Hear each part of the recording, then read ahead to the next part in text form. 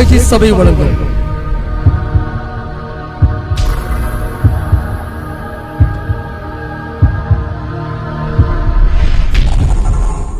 கிருபையும் சத்தியமும். ஸ்தோத்திரம் ஆண்டவரே, ஹல்லேலூயா. புழுதியில புரண்ட என்ன, குப்பையில கிடந்த என்ன கண்மலையின் மேல உயர்த்தி வச்சிங்கப்பா. உங்களுக்கு நன்றி அப்பா. கண்ணீரோடு அழுகையோடு உள்ள உடைந்து காணிக்கையாக கத்தரை, உடைந்த உள்ளத்தோடு கத்தரை கனமனுவோம்.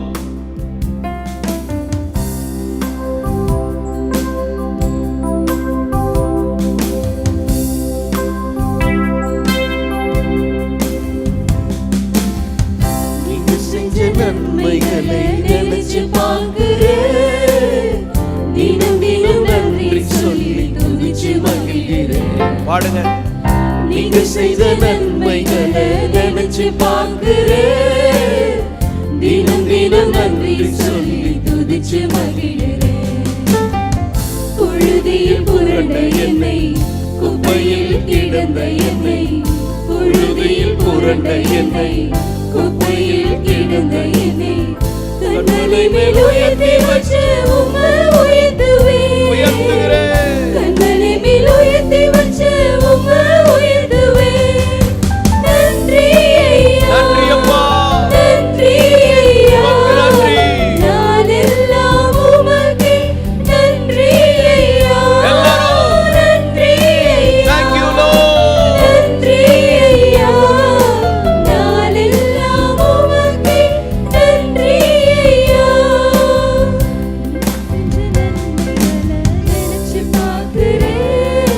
எல்லாரும் பாடலாம். தினம் நன்றி சொல்லி துதிச்சு மகிழ்கிறேன். நீங்க செஞ்ச நன்மைகளை நினைச்சு பார்க்கிறேன், தினம் தினம் நன்றி சொல்லி துதிச்சு மகிழ்கிறேன்.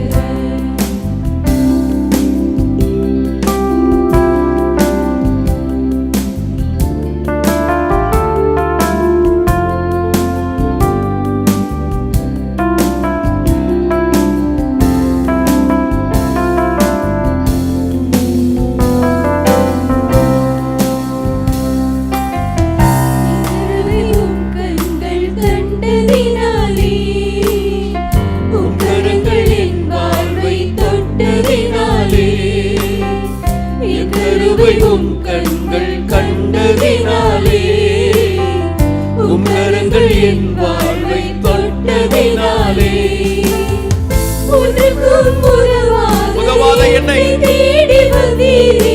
இயேசுவே, உமது சேவைக்காக என்னை தெரிந்து கொண்டீரே. thank you Lord. உனக்கும் உதவாத என்னை தேடி வந்தீரே.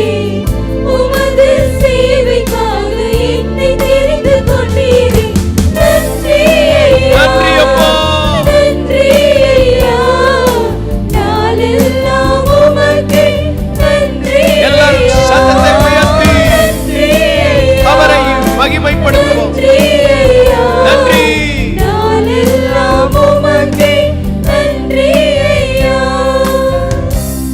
செஞ்ச நன்மைகளை நினைச்சு பார்க்கிறேன், தினம் தினம் நன்றி சொல்லி துதிச்சு மகிழ்கிறேன்.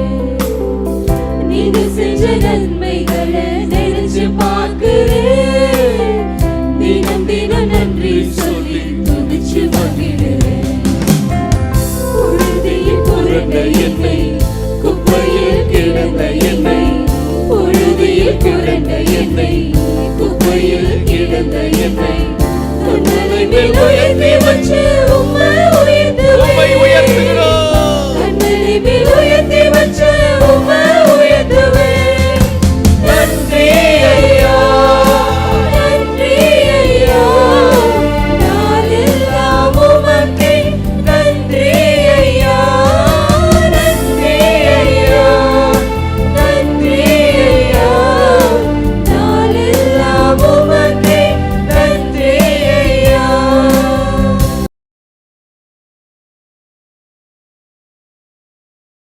யாக்கோபு 1 அதிகாரம் 5 வசனம். உங்களில் ஒருவன் ஞானத்தில் குறைவுள்ளவனாயிருந்தால் யாவருக்கும் சம்பூர்ணமாய் கொடுக்கிறவரும் ஒருவரையும் கடிந்து கொள்ளாதவருமாகிய தேவனிடத்தில் கேட்க கடவன், அப்பொழுது அவனுக்கு கொடுக்கப்படும். வேதம் சொல்லுகிறது, தம்முடைய சொந்த குமாரன் என்றும் பாராமல் நமக்காக அவரை ஒப்பு கொடுத்தவர், அவரோடு கூட மற்ற எல்லாவற்றையும் நமக்கு அருளாதிருப்பது எப்படி? தம்முடைய சொந்த குமாரன் என்றும் பாராமல் அவரே ஒப்பு கொடுத்தாராம், அவரோடு கூட மற்ற எல்லாவற்றையும் அருளாதிருப்பது எப்படி? தேவன் தம்முடைய குமாரனே நமக்காக ஒப்பு கொடுத்தார். இப்படி தம்முடைய குமாரனே ஒப்பு கொடுத்ததுனால மற்றதெல்லாம் எப்படி தராதிருப்பார் என்பதைத்தான் இங்கு வேதம் சொல்லுகிறது. எனவே குமாரனே தந்து விட்டார், மற்ற எல்லாம் தேவன் தருவார். தேவன் கொடுக்கிறவராய் இருக்கிறார், நமக்காக தருகிறவர். ஸ்தோத்திரம். இந்த வசனத்தில் சொல்லப்பட்டிருக்கிறது, சம்பூர்ணமாய் கொடுக்கிறவர், ஒருவரையும் கடிந்து கொள்ளாதவர், தேவைக்கு அதிகமாய் தருகிறவர், ஒருவரையும் கடிந்து கொள்ளாதவருமாகிய தேவனிடத்தில் கேட்க கடவன், அப்பொழுது அவனுக்கு கொடுக்கப்படும். முதலாவது அவர் என்ன தருகிறார்? கர்த்தர் ஞானத்தை தருகிறார். தம்முடைய பிள்ளைகளுக்குரிய ஞானம் அவரிடத்தில் இருக்கிறது. இந்த வார்த்தைகளை கேட்கிற உங்களுக்கு உரிய ஞானத்தை தேவன் வைத்திருக்கிறார். இந்த காலங்களில் எப்படி நடக்க வேண்டும், குடும்பத்தில் எப்படி நடக்க வேண்டும், சூழ்நிலைமைகள் மத்தியில் எப்படி நடக்க வேண்டும், எதிர்காலத்தில் நாம் எப்படி நடக்க வேண்டும், இப்படி சர்வ ஞானத்தையும் தேவன் நமக்கு தருகிறார். சகல ஞானத்தையும் தேவன் நமக்கு தருகிறவராக இருக்கிறபடினால் அவரிடத்தில் கேட்க கடவன். கேட்கிறவன் எவனும் பெற்றுக்கொள்கிறான். இயேசு சீசர்களை பார்த்து சொன்னார், இதுவரைக்கும் நீங்கள் என் நாமத்தினாலே எதையுமே கேட்கவில்லை.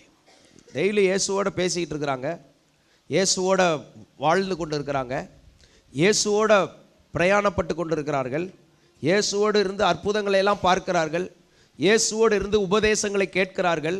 இப்படியெல்லாம் கேட்டாலும் அவருடைய நாமத்தில் சீசர்கள் வேண்டிக் கொள்ளவில்லை. அதைத்தான் இயேசு கிறிஸ்து சொன்னாருங்க. இதே போல தான் இன்னைக்கு நிறைய பேருடைய வாழ்க்கையில சபைக்கு வருகிறோம், வசனத்தை கேட்கிறோம், நன்றாக ஆராதிக்கிறோம், மற்றவர்களுக்கு இயேசுவை கூட நாம் பகிர்ந்து அறிவிக்கலாம். இப்படியெல்லாம் செய்தாலும் இயேசுவின் நாமத்திலே நீங்கள் கேட்பதைத்தான் தேவன் உங்களுக்கு தருவார். என் நாமத்தினாலே நீங்கள் எதை கேட்கிறீர்களோ அதை நான் உங்களுக்கு செய்வேன். இந்த ரகசியத்தை நீங்கள் புரிந்து கொள்ள வேண்டும். சீசர்கள் இயேசுவோடு இருந்தாலும் இயேசுவின் நாமத்தில் அவர்கள் எதையும் கேட்கவில்லை. எனவே நாம் தேவனோடு தேவனுடைய பிள்ளைகளாக இருந்தாலும் இயேசுவின் நாமத்தில் எதை வேண்டிக் கொள்கிறோமோ அதைத்தான் தேவன் நமக்கு தர முடியும். என் நாமத்தினாலே நீங்கள் எதை கேட்கிறீர்களோ அதை நான் செய்வேன் என்று ஆண்டவர் சொல்லியிருக்கிறார். அதனால அவருடைய நாமத்தில் நம்ம கேட்டு பெற்றுக்கொள்ள முடியும். ஏனென்றால் அவர் கொடுக்கிறவர், அவர் எல்லாருக்கும் கொடுக்கிறவர், சம்பூர்ணமாய் கொடுக்கிறவர், யாவருக்கும் சம்பூர்ணமாய் கொடுக்கிறவர். மனிதன் தந்தால் மினிமம் தான் தருவான், குறைஞ்சபட்சம் எவ்வளோ செய்ய முடியுமோ அதைத்தான் மனுஷன் செய்வான். ஆனால் ஆண்டவர் சம்பூர்ணமாய் கொடுக்கிறவர். ஒரு பொருள் வாங்குறதா இருந்தால் எப்படி இருக்கும்? இந்த விற்கிறவன் என்ன செய்வான்? மேக்சிமம் என்ன கிடைக்கும்னு பார்ப்பான். வாங்குறவன் என்ன நினைப்பான்? மினிமம் எவ்வளோ குறைச்சி வாங்க முடியுமோ, எவ்வளோ அதிகபட்சமாக குறைக்க முடியுமோ. திடீர்னு யாராவது ஒரு உதவி கேட்டால் கூட எவ்வளோ குறைச்சி கொடுக்க முடியுமோ அப்படி தான் மனுஷன் பார்ப்பான். ஆனால் ஆண்டவர் இங்கே சொல்லப்பட்டிருக்கு, சம்பூர்ணமாய் கொடுக்கிறவர். மனுஷ கைகள் என்ன செய்யும்? அப்பா அம்மாவாக கூட இருக்கலாம், ஸ்தோத்திரம், அவங்க மினிமம் என்ன கொடுக்கலான்னு பார்க்கலாம். இன்னைக்கு ஆண்டவர் உனக்கு அதிகமாக தருகிறவர். இன்னைக்கு ஆண்டவரை நம்பி, அதனால தான் தேவனிடத்தில் கேட்டு வாங்கி பழகினவங்க மனுஷங்கள்கிட்ட போய் கை நீட்ட மாட்டார்கள், கை கூசும், கேட்க வாய் வராது. அது ஒரு சாபத்தின் அடையாளமாகவும் வேதத்தில் இருக்கிறது. இறந்துண்ணுதல் அப்படி என்ற ஒரு வார்த்தை இருக்கிறது. இறந்து தான் சிலர் உண்ண வேண்டும். அது சாபத்தின் அடையாளங்களில் ஒன்று. தாயை தகப்பனை வேதனைப்படுத்தி சங்கடப்படுத்தி பிடுங்கி சாப்பிட வேண்டியிருக்கும். மிருகங்கள் மற்ற மிருகங்களை அடித்து சாப்பிடுவது போல. தாய் தகப்பன் சந்தோஷமா நமக்கு நன்மைகளை தரணும், அதான் ஆசீர்வாதம். அண்ணன் தம்பி அக்கா தங்கச்சி எல்லார்ட்டையும் இறந்துண்ணுகிற வாழ்க்கை இருந்துச்சுன்னா அது சாபத்தின் அடையாளம். இயேசு கிறிஸ்து சாபத்தெல்லாம் சுமந்துட்டார். இயேசு கிறிஸ்துவை விசுவாசித்தா ஒருத்தன் பிச்சைக்காரனாக இருக்க மாட்டான், அவன் ஐஸ்வர்யவானாக இருப்பான். அவர் தரித்திரராக மாறிட்டார்ல. எனக்கு எங்கள் அண்ணன் நன்மை செய்யலை, என் அக்கா நன்மை செய்யலை, என் நண்பர்கள் எனக்கு உதவி செய்யலை, எனக்கு எவரும் உதவி செய்யலை அப்படின்ட்டு நினச்சி வருத்தப்படாதீங்க, சந்தோஷப்படுங்க. நல்ல வேளை கர்த்தர் உனக்கு தடுத்தார். கர்த்தர் தடுத்து போட்டு இன்னைக்கு கர்த்தரே உனக்கு நன்மை செய்ய போகிறார். நீ யார் இடத்துல நன்மை எதிர்பார்த்தியோ அவர்களுக்கு நீ கொடுக்குற ஆளா மாற போற. அவர்களுக்கு நீ அள்ளி கொடுக்கிற நபராக இயேசு உன்னை ஆசீர்வதிப்பார். நம்ம ஒவ்வொருடைய வாழ்க்கையிலும் அந்த தேவனுடைய இரக்கம் நமக்கு கிடைக்கும், தேவ தயவு நமக்கு கிடைக்க போகிறது, தேவ ஆசீர்வாதம் உள்ளவர்களாய் மாறணும். ஏனென்றால் நம்முடைய ஆண்டவர் கொடுக்கிறவர், யாவருக்கும் கொடுக்கிறார், சம்பூர்ணமாய் கொடுக்கிறார், கடிந்து கொள்ளாமல் கொடுக்கிறார், கேட்கிறவனுக்கு கொடுக்கிறார். இதெல்லாம் அந்த வசனத்தில் வருகிறது. இங்கே சொல்லப்பட்டிருக்குது, முதலாவது அவர் ஞானத்தை தருகிறார், நல்ல ஞானத்தை தருகிறார். மனுஷனுக்கு ஞானம், புத்தி, அறிவு, விவேகம், ஸ்தோத்திரம், இதெல்லாம் மனுஷனுக்கு தேவை. ரெண்டாவது, தானியேல் 2:21 அவர் காலங்களையும் சமயங்களையும் மாற்றுகிறவர், ராஜாக்களை தள்ளி ராஜாக்களை ஏற்படுத்துகிறவர், ஞானிகளுக்கு ஞானத்தையும் அறிவாளிகளுக்கு அறிவையும் கொடுக்கிறவர். இந்த 2 வசனத்தையும் இணைத்து பார்க்க வேண்டும். முதலாவது இங்கே ஞானத்தை தருகிறார்னு பார்த்தோம், அந்த வசனத்தில் அறிவை தருகிறார்னு பார்த்தோம். ஆண்டவர் என்ன தருகிறார்? அவர் ஞானத்தையும் தருகிறார், அறிவையும் தருகிறார். 2 வேணும். இந்த 2 ரொம்ப முக்கியம் வாழ்க்கையில், அடித்தளம். இந்த 2 ரொம்ப முக்கியம். புத்தி உள்ளவன், புத்தி இல்லாதவன், 2 பேருடைய செயலும் அது முற்றிலும் வித்தியாசமானது, முற்றிலும் வித்தியாசமானதாக இருக்கிறது. புத்தி உள்ளவன் அவன் கற்பாறையிலே கட்டி கொண்டிருக்கிறான். புத்தி உள்ளவள் அவள் விளக்கில் எப்பொழுதும் எண்ணெய் வைத்து எப்பொழுதும் ஆயத்தமாக இருக்கிறாள். சிலர் எப்பொழுதும் ஆயத்தமாக இருப்பார்கள், அவர்கள் புத்தி உள்ளவர்கள். சிலர் எப்பொழுதும் ஆயத்தமாக இருக்க மாட்டார்கள், எப்பொழுதாவது ஆயத்தமாக இருப்பார்கள். எப்பொழுதும் ஒருத்தன் ஆயத்தமாக இருக்கிறானோ அவன் தான் புத்தி உள்ளவன். அல்லேலூயா, ஸ்தோத்திரம். எப்பொழுதும் கர்த்தர் எப்போ வேணாலும் என்கிட்ட எதை வேணாலும் பேசலாம் அப்படின்னு ஆயத்தமாக இருக்க விரும்புகிறீங்களா? அல்லேலூயா. எப்போ வேணாலும் நம்மகிட்ட என்ன வேணாலும் பேசுவார், அதற்கு கீழ்ப்படி ஆயத்தமாக இருக்கணும். அதான் புத்தி. இந்த ஞானத்தை கர்த்தர் நமக்கு தருகிறார். அப்போ அடுத்து அறிவையும் கொடுக்கிறாராம். அறிவாளிகளுக்கு அறிவை கொடுக்கிறார். சிலருக்கு ஞானம் இருக்கும், அறிவு இருக்காது. சிலருக்கு அறிவு இருக்கும், ஞானம் இருக்காது. இந்த 2 இருந்தால் தான் நம்ம வளர முடியும். முதலாவது அடிப்படை அறிவு.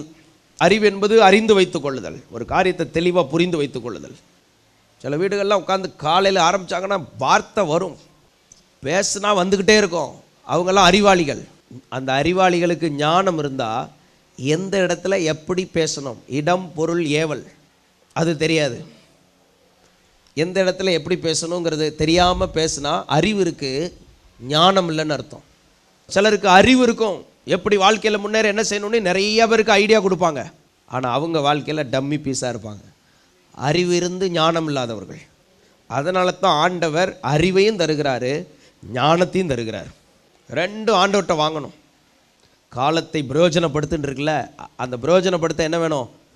நாட்கள் பொல்லாதவைகள் அப்படிங்கிறது அறிவு.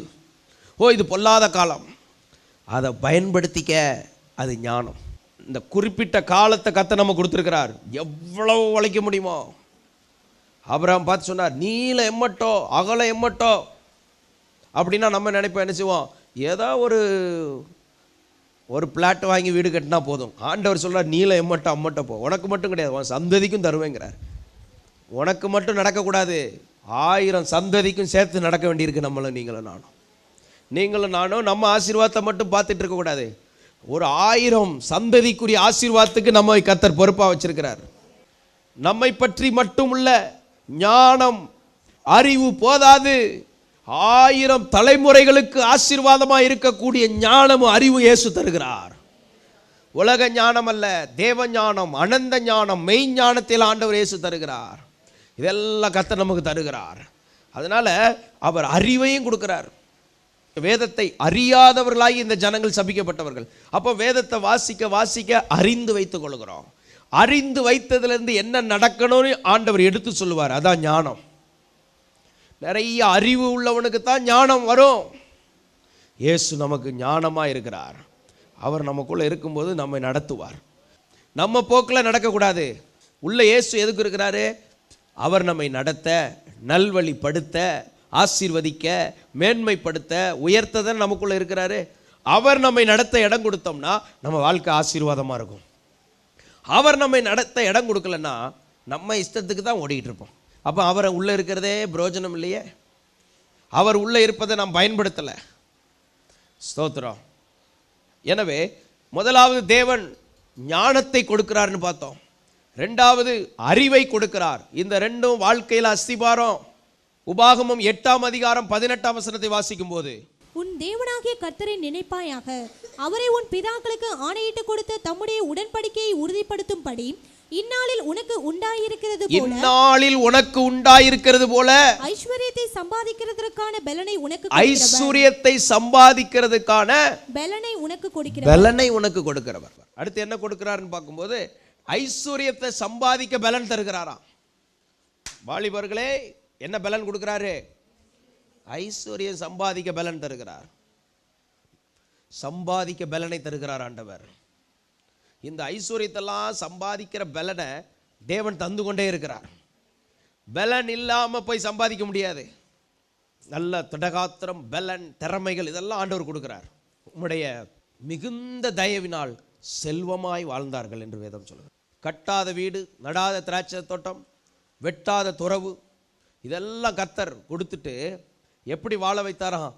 உம்முடைய மிகுந்த தயவினாலே செல்வமாய் வாழ்ந்தார்களாம். எங்கனையோ ஒரு இடத்துல அடிமைத்தனமாக இருந்து இன்னைக்கு ஒரு சின்ன நிலைமையில் இருக்கிற ஒன்றை கர்த்தர் உயர்த்த வல்லவராக இருக்கிறார். ஐஸ்வர்யத்தை சம்பாதிக்கிற ஞானத்தை ஆண்டவர் தருகிறார். இது எல்லாம் செயல்படட்டும். சபையில் எல்லாரும் கர்த்தர் தரும் ஞானத்தை வைத்து, கர்த்தர் தரும் பலனை வைத்து ஐஸ்வர்யம் சம்பாதிக்கணும். அல்லேலூயா. ஆண்டவர் பலனை கொடுக்கிறார். ஐஸ்வர்யத்தை சம்பாதிக்க பலன். வேலை செய்யாதவன் சாப்பிடக்கூடாதான். இப்போ ஆண்டவர் ஐஸ்வர்யத்தை சம்பாதிக்கிற பலனை தருகிறார். எதுக்கெல்லாம்? நம்ம சாப்பாட்டுக்கு, நம்ம குடும்பத்துக்கு, துணிமணிக்கு, வாடகைக்கு, ஈபி பில்லுக்கு, தண்ணி பில்லுக்கு எல்லாம் யோசிக்கணும். இந்த காலத்தில் உள்ள செலவுகள்லாம் ராக்கெட் மாதிரி போகுது.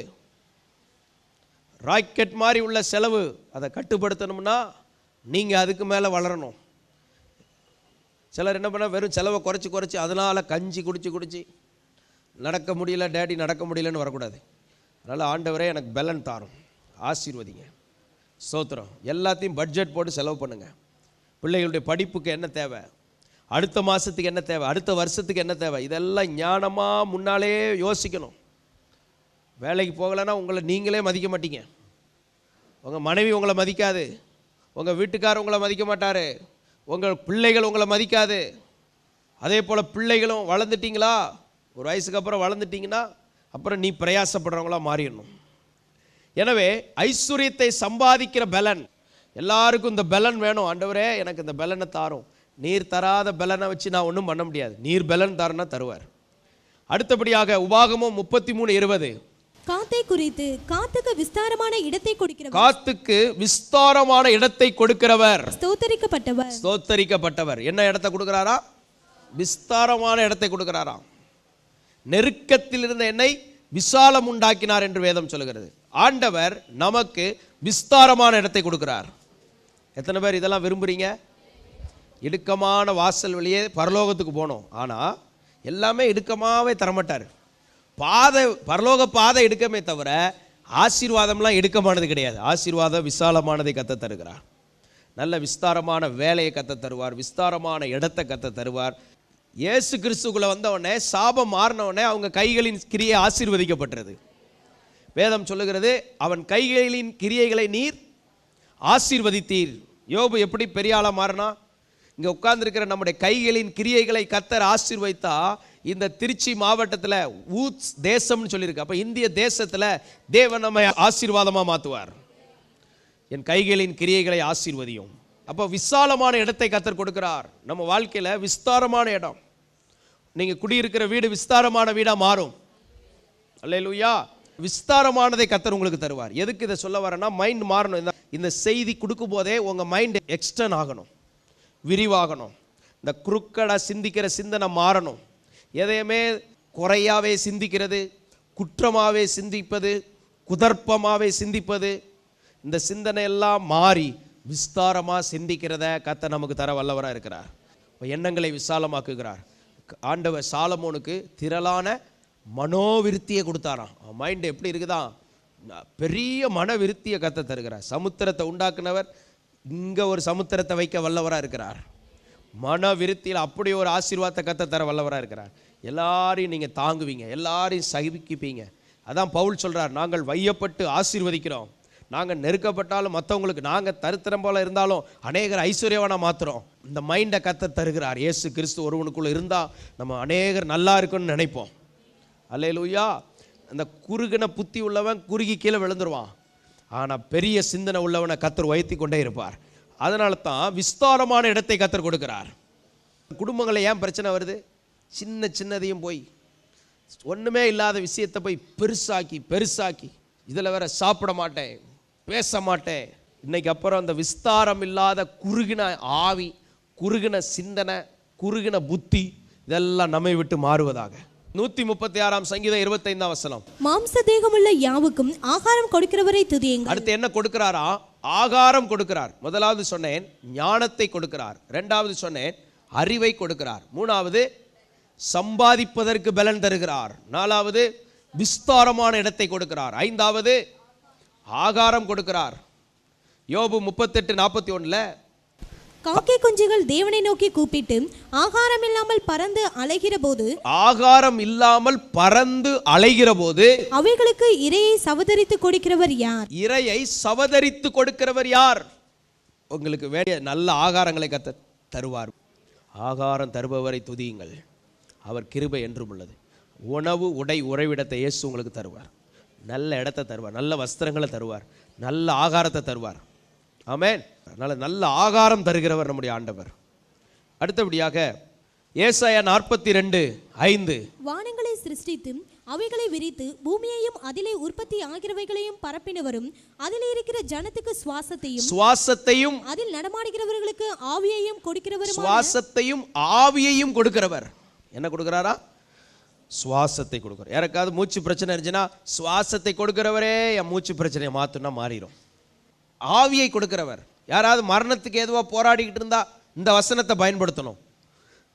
ஜீவனுள்ளோருக்கு ஆவியை கொடுக்கிறவரே, சுவாசத்தை கொடுக்கிறவரே, எல்லா பிரீத்திங் ப்ராப்ளம் இயேசுவின் நாமத்திலே மாறட்டும். இந்த வார்த்தையை கேட்கிறவங்க யாருக்காவது இந்த சுவாச பிரச்சனை இருந்தால் இயேசுவின் நாமத்திலே மாற்றம் உண்டாவதாக. ஆவி அவிந்து போன அன்னைக்கு ஒரு புது ஆவியை கர்த்தர் கொடுப்பாராக. அவருடைய ஆவியை நமக்கு தருகிறார். ஸ்தோத்திரம். 1 யோவான் 5:6 வசனம்.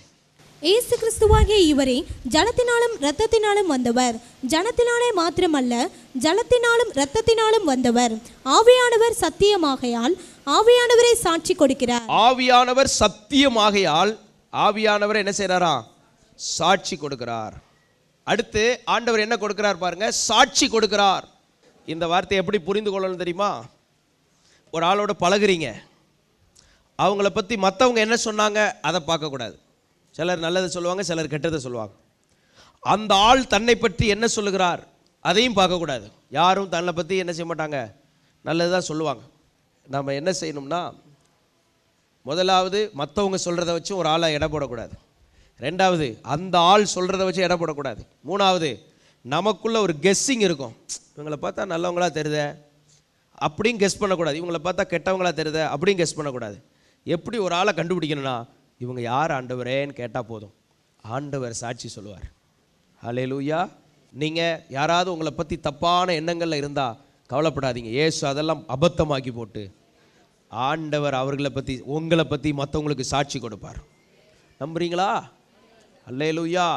இல்லைன்னா உலகத்தில் வாழ முடியாது.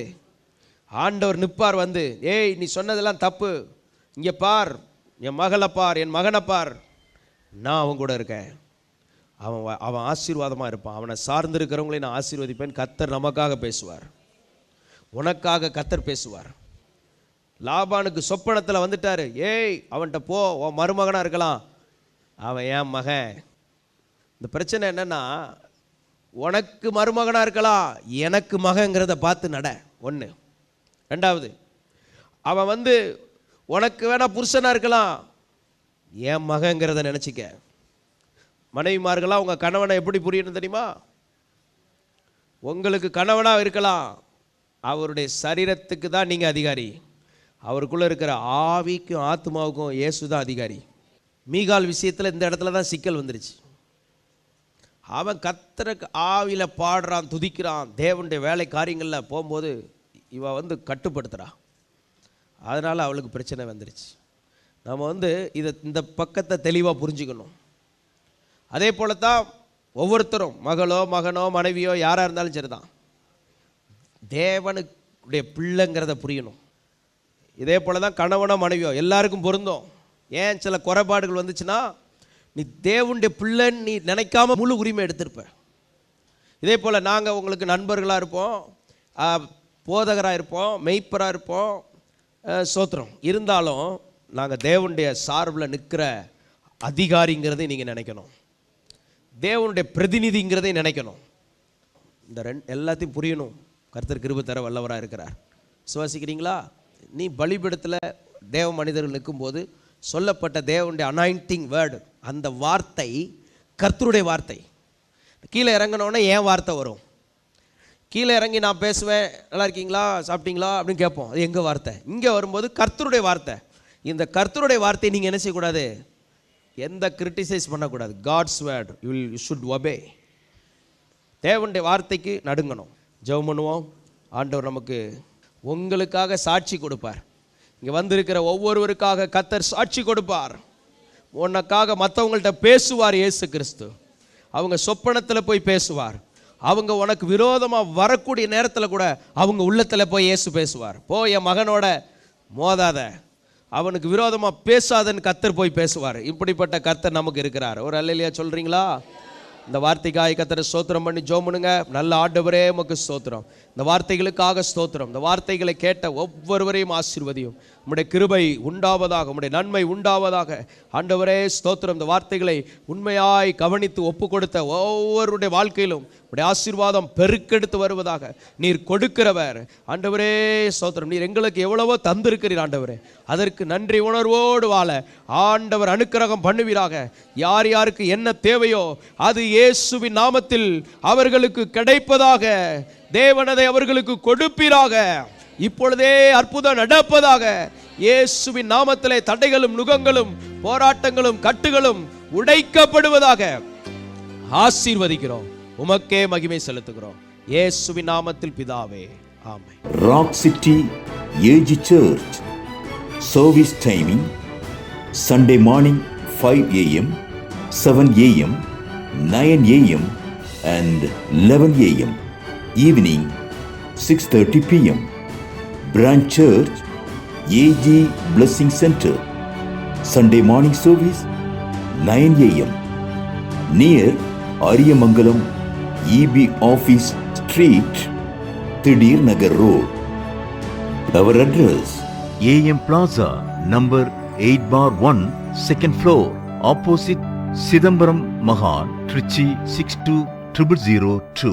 Cell phone 9976607364.